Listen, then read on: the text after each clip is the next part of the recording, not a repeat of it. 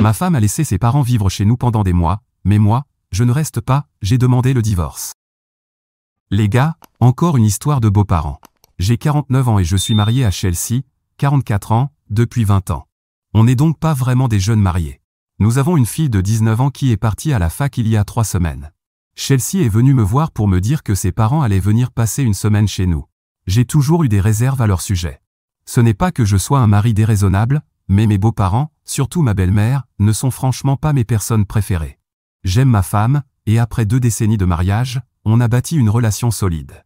Mais sa mère, mon Dieu, elle ne m'a jamais porté dans son cœur. Depuis le jour de nos fiançailles, elle a clairement fait comprendre qu'elle pensait que sa fille aurait pu avoir mieux. Et c'est vrai, ma femme est extrêmement belle, avec une silhouette fine, des traits marqués et un charme naturel. Elle a une prestance incroyable. Je l'adore, pas seulement pour sa beauté, mais pour la personne qu'elle est. Ce qui me dérange profondément, c'est qu'elle laisse sa mère s'immiscer dans notre vie. Ma belle-mère est convaincue que Chelsea mérite mieux que moi, un homme plus séduisant, et surtout plus riche. Elle est matérialiste au possible, et ce n'est pas une pensée qu'elle garde pour elle. Elle l'a dit à voix haute bien plus souvent que je ne peux le compter, même devant mes parents, ce qui les a mis très mal à l'aise. Elle le dit toujours comme si j'étais un loser sans charisme qui a eu de la chance de mettre la main sur sa fille. À chaque fois qu'on les voyait, elle le répétait. Chelsea prend tellement soin d'elle, tu devrais en faire autant. Tu ne veux pas être à la hauteur à côté d'elle? Un jour, ma fille s'est violemment disputée avec ma belle-mère quand celle-ci a dit que je devrais faire plus d'efforts pour être digne de Chelsea. Oui, elle a réellement dit ça devant ma fille, qui n'a pas mâché ses mots et m'a défendu sans hésiter. Chelsea a tenté d'arrondir les angles et s'est excusée pour sa mère, mais le mal était fait. J'ai accepté depuis longtemps que ma belle-mère et moi ne nous entendrions jamais, donc je l'évite comme la peste. On interagit au minimum, je ne leur rends visite que pour les grandes occasions ou les fêtes. On se contentait de coexister pour le bien de Chelsea. Donc, quand elle m'a dit que ses parents avaient des problèmes de plomberie et qu'ils devaient rester chez nous, j'étais loin d'être ravi. Une semaine, c'est long pour héberger ses beaux-parents. Chelsea a insisté qu'ils n'avaient nulle part où aller. Après des jours de dispute, je me suis dit, ce n'est qu'une semaine. Je peux survivre à 7 jours. Je me suis même imaginé graver les jours sur un mur comme un prisonnier. Je les ai laissés venir. Une semaine a passé, et ils étaient toujours là, sans aucun signe de départ. J'ai demandé à Chelsea où en étaient les réparations, et elle m'a dit que les travaux sur les canalisations prenaient plus de temps. J'ai pris une grande inspiration et pensé, bon, une semaine de plus. Mais je commençais à manquer de place sur le mur imaginaire. Puis elle m'a dit qu'il y avait de la moisissure et qu'il fallait désinfecter toute la maison. J'ai suggéré qu'elle les mette à l'hôtel, j'en avais marre de vivre avec eux. Elle a répondu que les hôtels n'étaient pas adaptés pour des personnes âgées et que ça ferait de mauvais genre de les déplacer juste pour quelques jours. Je lui ai dit que je me foutais de l'image que ça donnait. Elle m'a promis de garder sa mère sous contrôle et de ne pas la laisser s'immiscer dans notre vie. Mais ma belle-mère est insupportable. Elle ne peut pas respirer sans venir me chercher des noises. Chelsea m'a convaincu que ce ne serait qu'une dernière semaine et que ses parents ne viendraient plus pour nos anniversaires et fêtes pendant 2 ans. L'idée m'a séduit, ça paraissait équitable. Avoir ses parents pour les fêtes, c'est un cauchemar. S'ils étaient agréables, je les accueillerais volontiers, mais ils sont invivables. Plus ils restaient, moins j'avais l'impression que la maison m'appartenait. La première semaine, ma belle-mère restait discrète. La deuxième, elle s'est mise à réorganiser les meubles du salon et à remplacer nos torchons de cuisine par les siens. Mon beau-père était plus supportable. Un homme calme qui passait ses journées à regarder la télé, lire le journal et faire de longues siestes. Il ne me dérangeait pas autant, mais sa présence envahissait mon espace. Tout est parti en vrille quand j'ai remarqué que ma réserve de bière dans le garage diminuait. Je la remplissais régulièrement, mais soudain, un pack de 6 ne contenait plus qu'une bouteille du jour au lendemain. Au début, j'ai cru que c'était encore le fils de mon voisin.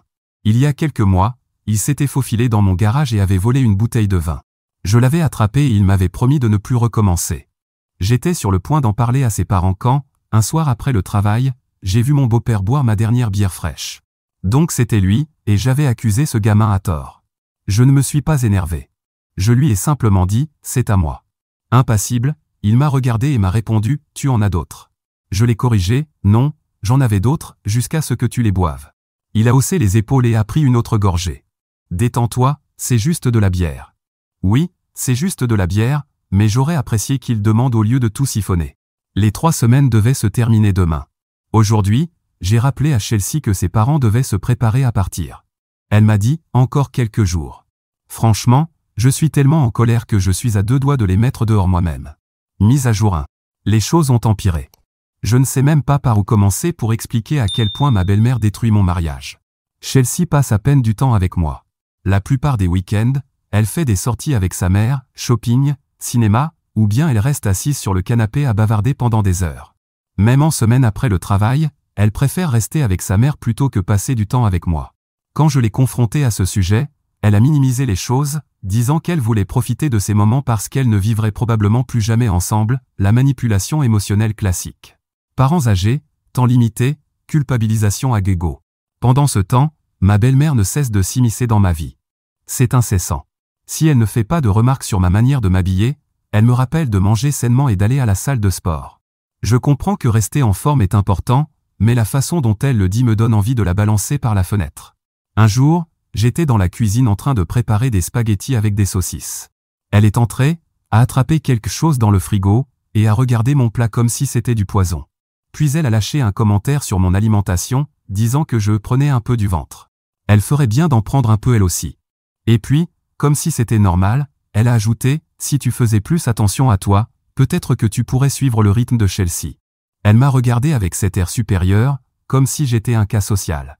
Une autre fois, je l'ai entendu dire à Chelsea, pourquoi il ne passe pas plus de temps à la salle? Les gens vont croire que tu es sa fille. Chelsea l'a immédiatement remise à sa place, mais le mal était déjà fait.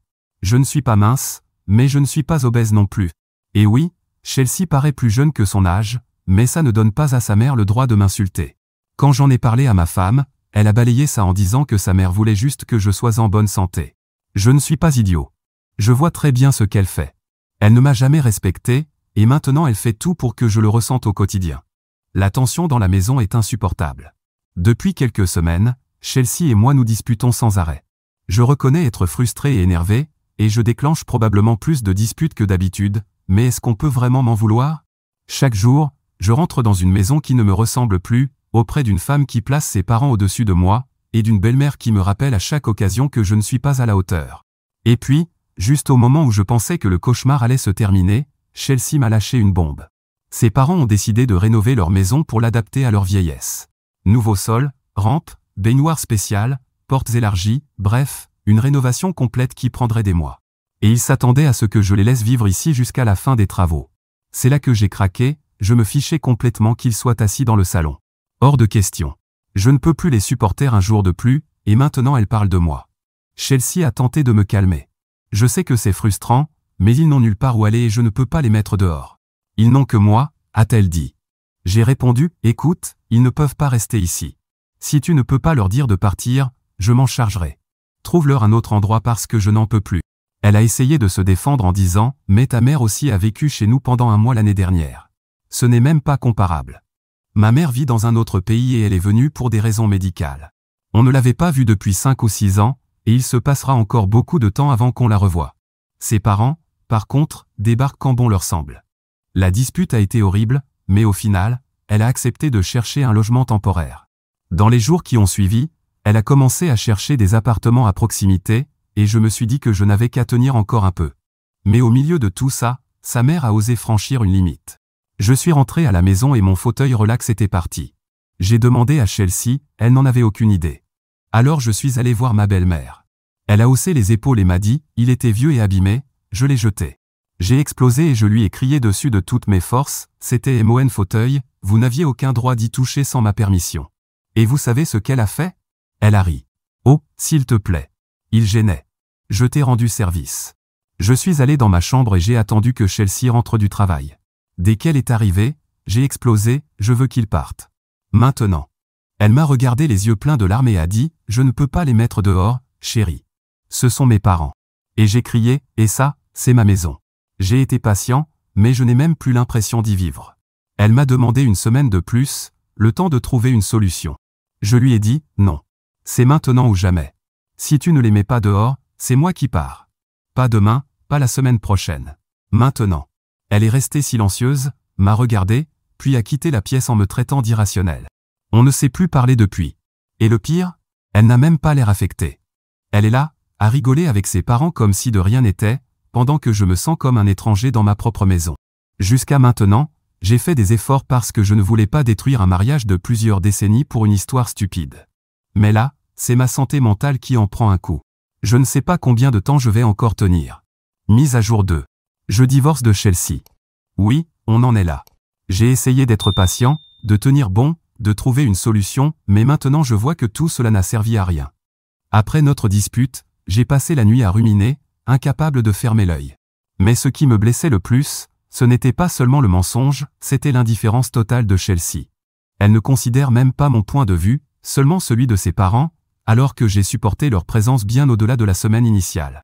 Le lendemain matin, sans dire un mot, j'ai pris ma voiture et roulé 2 heures jusqu'à la maison de mes beaux-parents. Je devais voir par moi-même ce qu'il en était. Et ce que j'ai découvert a valu chaque minute de trajet. Il y avait une autre famille qui vivait dans cette maison. On pourrait croire que c'était des squatteurs ou quelque chose comme ça, dans une maison abandonnée. Mais en regardant de plus près, non, ce n'étaient pas des intrus. Ils vivaient là légalement. Des rideaux aux fenêtres, les lumières allumées, des jouets d'enfants sur le perron. Rien ne laissait penser que cette maison était en rénovation. Je n'avais pas conduit tout ce chemin pour repartir les mains vides. J'ai frappé à la porte pour savoir qui il était. Un homme d'une trentaine d'années m'a ouvert, un peu surpris. Je me suis présenté et lui ai demandé qui il était. Sa réponse m'a tout révélé, j'avais affaire au locataire. Je lui ai demandé si la maison était en travaux. Il m'a regardé comme si j'étais fou. Je ne vois pas de quoi vous parlez, nous vivons ici depuis des semaines. On a loué cette maison à madame a inséré le nom de la belle-mère pour 5 ans. Quoi? Ils avaient loué leur maison et m'avaient menti en disant qu'elle était en rénovation. Ils m'ont utilisé. J'ai remercié le gars, puis je suis retourné à ma voiture, me sentant comme un idiot complet. Voilà ce qui se tramait dans mon dos. Un mensonge du début à la fin. Ils n'avaient jamais eu l'intention de repartir, tout était prévu. J'étais juste leur plan de secours. Et en plus, ils m'ont piqué mes bières. Le trajet retour s'est fait dans un silence lourd. 4 heures gaspillées. 2 à l'aller, 2 au retour, bouillant intérieurement. J'aurais dû mettre du métal à fond, ça aurait collé à mon humeur. Le pire, c'est que ce n'était pas seulement mes beaux-parents qui mentaient, Chelsea devait forcément être au courant. Je ne la voyais plus comme une femme coincée entre son mari et ses parents. Non, elle faisait partie du plan. Elle avait tout planifié, tout manipulé, et j'étais trop aveugle pour le voir. Une fois rentré, j'ai claqué la porte. Chelsea était dans la cuisine, en train de rire et discuter avec sa mère comme si de rien n'était. Elle m'a à peine regardé, jusqu'à ce que je fonce vers elle et que je crie « Tu veux me dire pourquoi une famille vit dans la maison de tes parents ?» Elle est restée figée, complètement sous le choc. « Quoi? Tu es allé jusqu'à là-bas? » « Oui, j'y suis allé. Je voulais voir de mes propres yeux si tu me mentais, et surprise, c'est le cas. » Elle a essayé d'attraper mon bras. « On peut en parler en privé. » Je me suis aussitôt dégagé. Il n'y a plus de privé entre nous. Tu m'as manipulé pour que tes parents restent ici indéfiniment. Elle était sans voix et a regardé sa mère comme pour demander de l'aide. Et là elle était, ma belle-mère, en train de siroter son thé, comme si tout cela ne la concernait pas. Et pour couronner le tout, elle a osé sourire et dire d'un ton las, c'était qu'une question de temps avant qu'il découvre. Je t'avais dit de lui dire plus tôt. Puis elle en a rajouté, Dieu seul sait pourquoi tu as peur de lui. Il devrait te remercier d'être resté avec lui. Chelsea a tenté d'intervenir, mais il n'y avait rien qu'elle puisse dire pour arranger ça. Je pensais que tu t'habituerais à leur présence avec le temps. S'il me restait le moindre doute sur sa complicité, il venait de disparaître. Elle avait tout planifié dans mon dos. Je l'ai regardé une dernière fois et j'ai dit, tu as trahi ma confiance. C'est fini. Je suis allé dans notre chambre, j'ai pris une valise et commencé à ranger mes affaires. Chelsea m'a suivi et a commencé à crier, tu réagis de façon démesurée. Démesurée? Tes parents ont loué leur maison en me mentant, se sont installés chez moi, et tu as laissé faire. Et tu crois que je suis le problème? J'ai été le dernier à savoir qu'ils emménageaient. Elle a essayé de m'arrêter alors que je partais. Elle m'a serré les bras et m'a chuchoté, fais pas ça devant eux. Je me suis dégagé et suis sorti. Je suis allé à l'hôtel. Une semaine est passée. Pas un appel, pas un message, rien. Sa mère avait une emprise totale sur elle. Je suis sûr qu'elle lui a dit, laisse-le bouder, il reviendra. Une semaine plus tard, Chelsea m'a enfin envoyé un message, reviens, il faut qu'on parle. J'ai répondu immédiatement, je ne reviendrai que quand tes parents seront partis. Sa réponse a été immédiate, cette fois, un message vocal, ça n'arrivera jamais, alors habitue-toi. C'était la fin. Le lendemain, j'ai engagé un avocat et demandé le divorce. Je lui ai tout raconté, et il m'a dit que Chelsea recevrait les papiers dans le mois. Hier, je suis retourné chez moi pour récupérer mes affaires. Quand je suis entré, ma belle-mère avait un sourire narquois. Elle me regardait comme pour dire, tu vois, je savais que tu reviendrais. Elle n'avait aucune idée que je n'étais pas là pour rester, juste pour reprendre ce qui m'appartenait.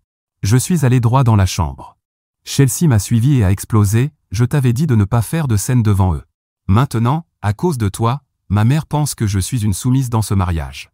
Je n'ai rien dit. J'ai continué à faire ma valise. Va leur présenter tes excuses pour qu'on puisse tourner la page. J'ai éclaté de rire en continuant à ranger mes affaires. Elle a pris une grande inspiration et a demandé « Tu vas continuer encore longtemps comme ça ?» Je ne l'ai même pas regardé. J'ai juste répondu « C'est terminé. J'ai déjà demandé le divorce. Les déménageurs viendront demain pour les gros meubles. » En réalité, je n'avais engagé personne, j'ai juste dit ça pour le style dramatique. Je voulais qu'elle comprenne que j'étais sérieux, parce que je l'étais. Elle a ri en secouant la tête, « Tu plaisantes, j'espère. » J'ai fermé la valise, l'ai regardée, et j'ai lancé un clin d'œil, « Tu verras bien. » Chelsea répétait en boucle, « Tu ne peux pas être sérieux. Tu divorces pour un truc aussi stupide ?» Elle a encore essayé de m'arrêter, me suppliant de m'asseoir et discuter. Mais j'en avais fini avec les discussions. Elle a encore essayé de m'attraper, et encore une fois, je me suis dégagé et je suis parti. Cette fois, elle pleurait. Sa mère a pris la parole, « Laisse-le partir, Chelsea. Il a toujours été un vrai drama queen. Il reviendra.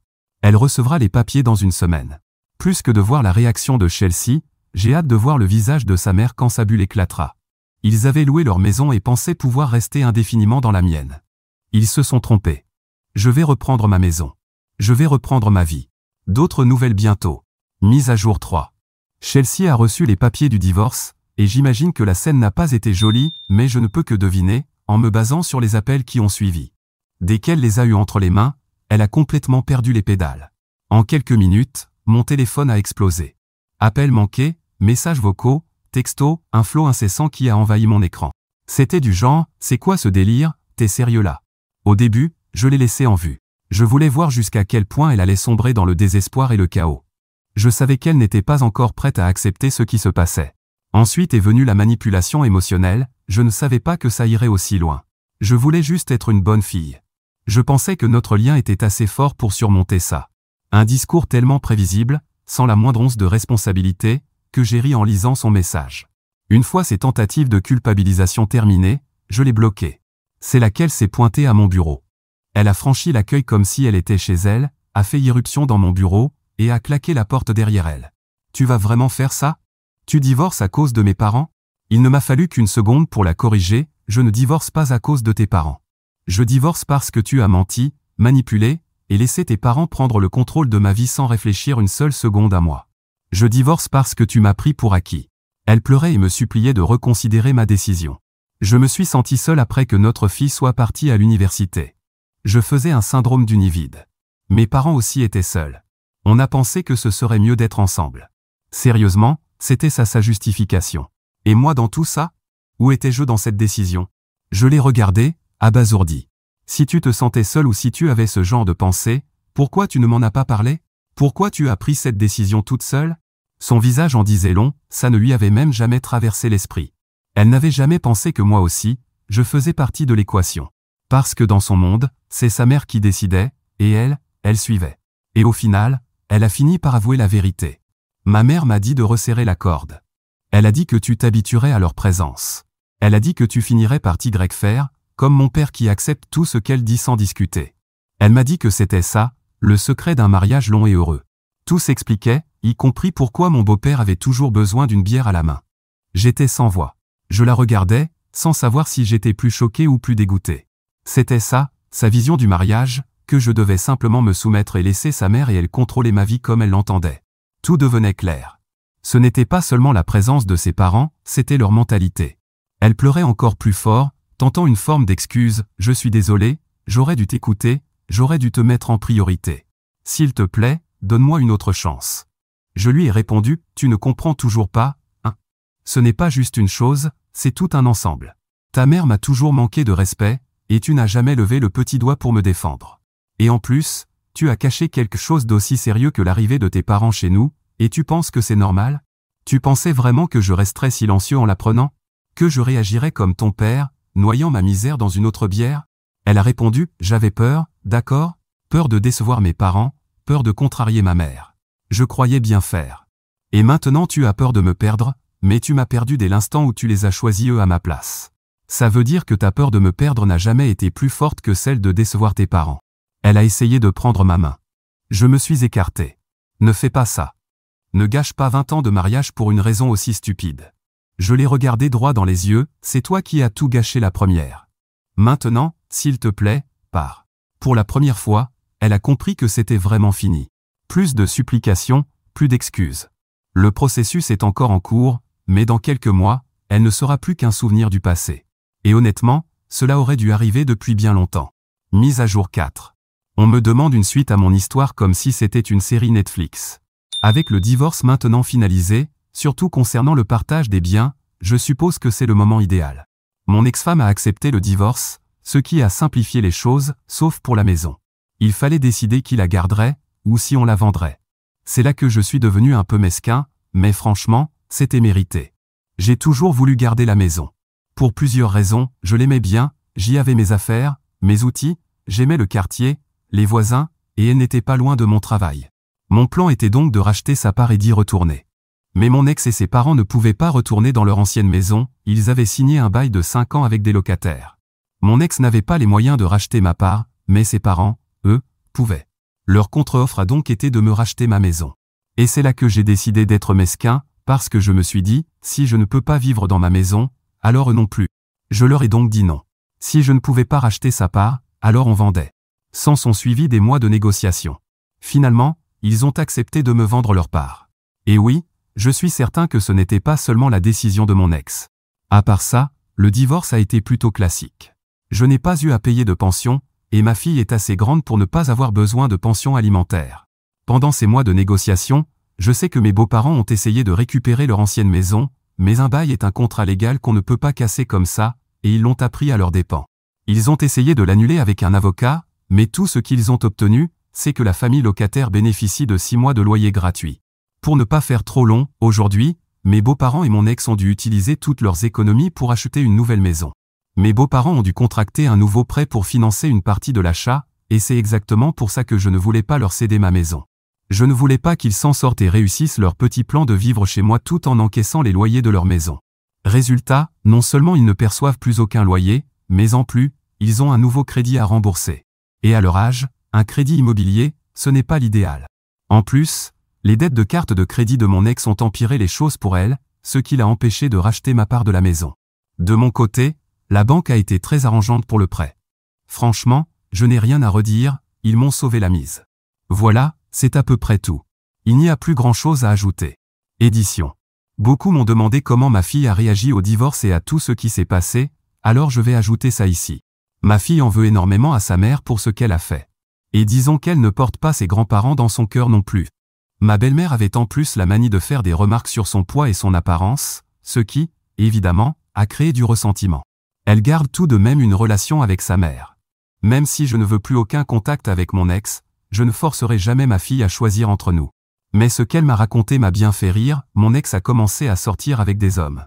Sauf qu'elle ne cesse de se plaindre auprès de notre fille que vivre chez ses parents à 45 ans, ce n'est pas très vendeur. Elle a beau bien vieillir, tous les bons hommes sont déjà pris. Et en plus, sa mère fait fuir les rares qui se présentent.